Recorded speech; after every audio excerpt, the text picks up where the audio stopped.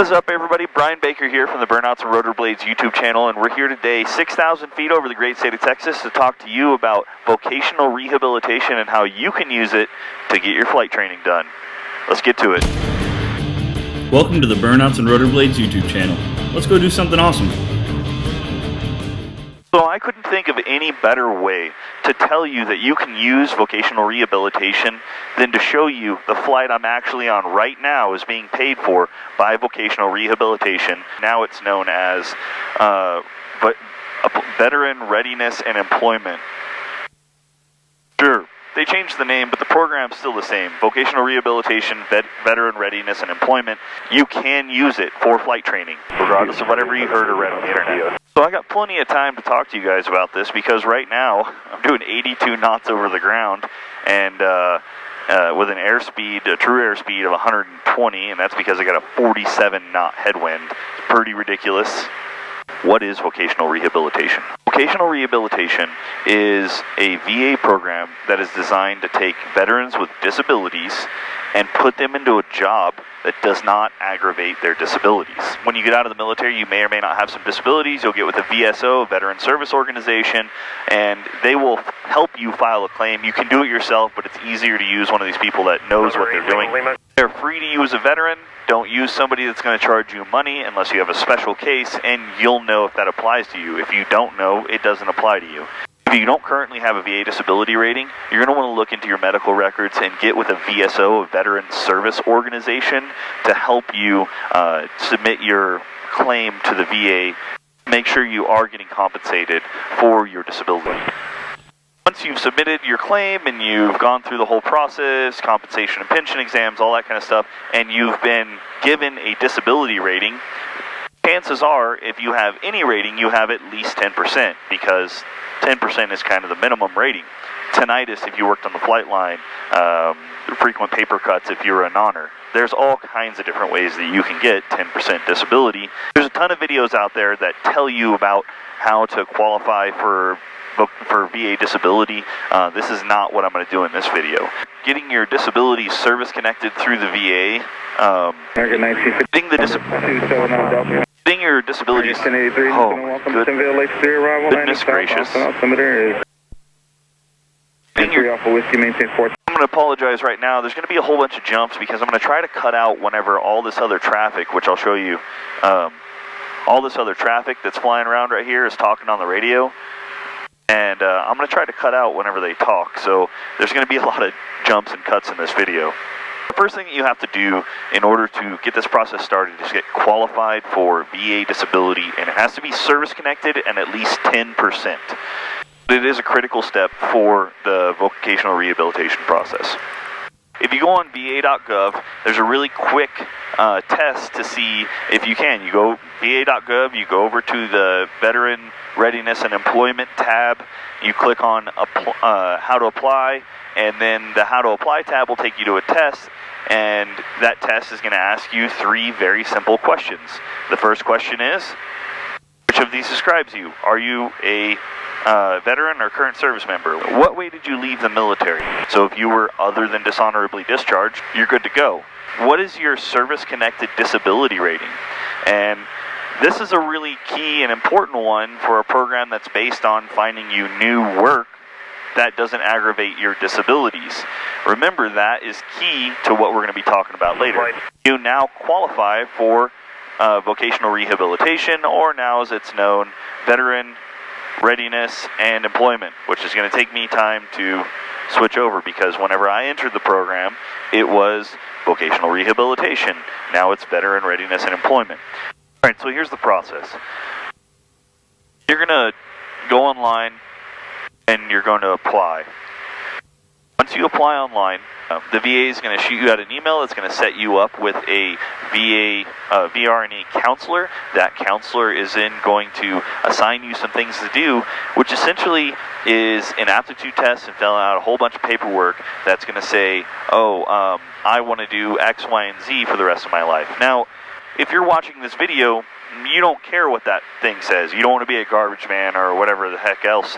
Mine said like a bunch of waste management, like heavy equipment operator. Not interested. So you want to be a pilot.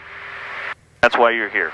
Well, remember, the point of the program is to get you to do a job that is not going to aggravate your disabilities. So if you tell the VA that you have some issue with sitting down for a long time and that you get motion sickness and stuff, they're probably not going to sign off on you becoming a pilot. Now, if you show up and you have some disabilities that would preclude you from being a pilot, they're probably not going to sign off on that.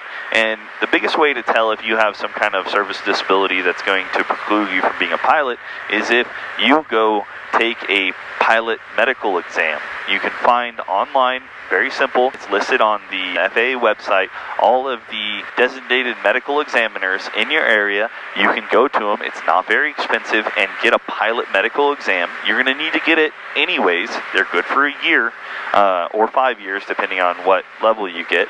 A student pilot certificate, you can go and get a rating for a medical examination for, which, like I said, you're going to need to get it anyways, so you might as well just go get it and make sure that you don't have anything in your record that is going to prevent you from becoming a pilot. Certain medications, certain mental disabilities, a lot of physical disabilities. There's a lot of stuff that goes in to that whole medical side of it. This is very medical heavy. Now, there are a few different tracks that you can take with VR&E, and the track that you're going to be interested in if you're here to become a pilot is the long-term reemployment track, and that is where you can go get on-the-job training or go through a degree program to help you become a different kind of professional. All right, so you qualified for the program. You have a date set with your counselor. Now what are we going to do? Well, now it's time to look up programs. Going up with a program in mind to your counselor is going to benefit you. Now, understanding how they would fund it is really important because the VR&E program will not pay for vocational flight training. They will pay you for a degree program. And there are a number of degree programs throughout the country, and it's best to kind of look in your area. Unless you're willing to move.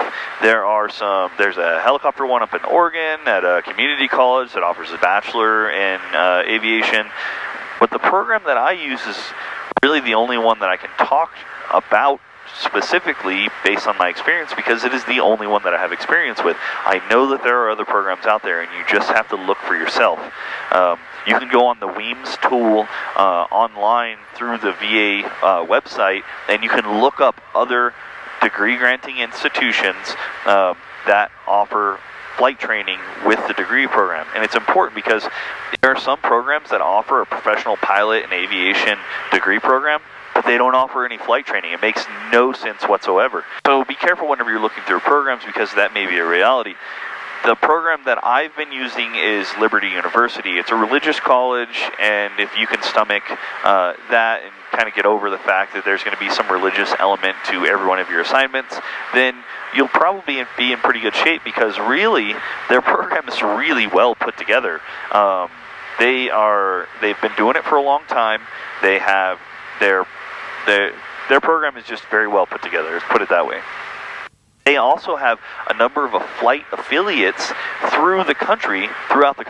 So if you don't live in Virginia and you can't go to their school, you can find out if they have a flight affiliate near you that you can use and do all of your classes online. And that is the best use, in my opinion, of their program. You can do all your online classes in your whatever time you have available, and then you can schedule your flying right down the road at your local airport if it's part of the flight affiliate program. The other part of your task here is to convince this counselor that you have the aptitude to become a pilot and you want to use Uncle Sam's money that they're controlling of, they're the gatekeeper of it, in order to meet that goal. It would benefit you significantly to get a private pilot's license. You will be able to show them in reality that you have the aptitude to do this as a job. Though this is a benefit that you may or may not be entitled to, it is difficult to convince the VA that flight training is a good expenditure of their money, and you have to kind of go in prepared to do battle.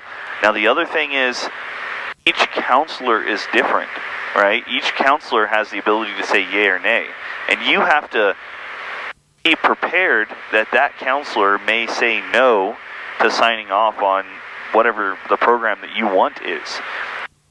The best way to approach that situation is to show that you've done all the work for them. You don't want to show up and be like, I fly, I'm pilot. You want to show up with all the information. All the information to make their decision super simple.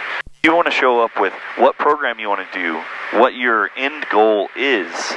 You want to show up with a job offer in hand, or some job listings that show that pilots are needed and that this training will get you there, because that is ultimately the goal for the success of this program, is that it shows that you can take this program and be successful at transitioning to another job. You can just talk to these ATC controllers. They're cool dudes a lot of times.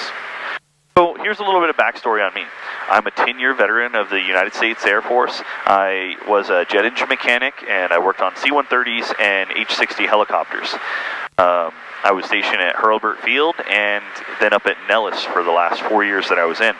I got out of the military, and I've been a contractor working in aviation since then. I decided while I was in that I wanted to be a pilot. I was tired of working on them and wanted to fly them, so I started doing my pilot's training. I got my private pilot in fixed wing and in helicopters. When I showed up to the counselor's office, I was able to show him all the documents and fill out all the paperwork that he asked me, but I also showed up with job listings that showed that there was a vacancy for a drone pilot and that the requirements for it were commercial pilot rating.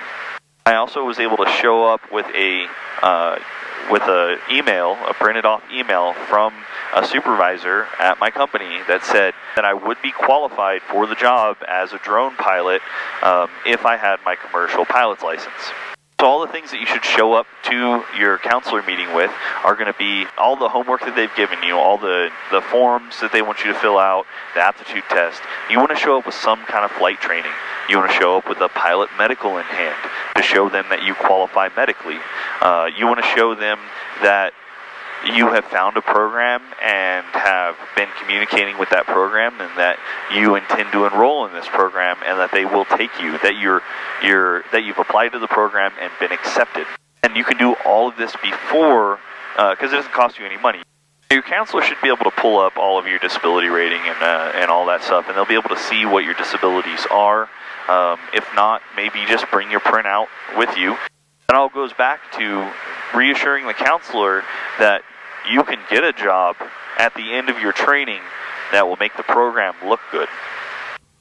I forgot to film an outro for this one, but I appreciate you guys watching. If you have any questions about this, please submit them down below in the comments, and I'll do my best to get you an answer. If you could do me a favor, go ahead and hit that subscribe button and the like button as well, and we'll see you on the next one. If you have any suggestions for what that might be, send that down in the comments section as well.